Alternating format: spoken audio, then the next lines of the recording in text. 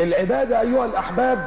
ولذلك مره واحده والعياذ بالله راقصه قالت ايه، والله يا اخوانا كده، كان واحد عامل معاها مره حديث، وبعدين شوف الغبي، غبي بيقول لها هل الرقص الشرقي حرام؟ قال لا، وانت بتسال مفتيه الديار المصريه، بتسال واحده رقاصه، قال بيقول لها حرام ولا حلال؟ تخيل انها هتفتي في الحلال والحرام.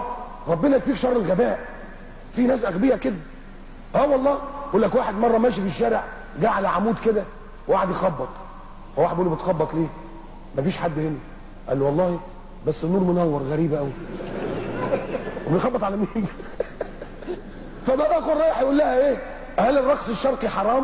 قالت له الرقص عمل والاسلام يدعو الى العمل، فالعمل عباده، وما دام الرقص عمل يبقى الرقص عباده. دخلنا في الايه؟ في الهجس بقى. دخلنا في الهجس بقى. اخي الحبيب، لما تسال الرحمن فاسال به خبيرا، فاسالوا اهل الذكر ان كنتم لا تعلمون. العباده معناها الطاعه.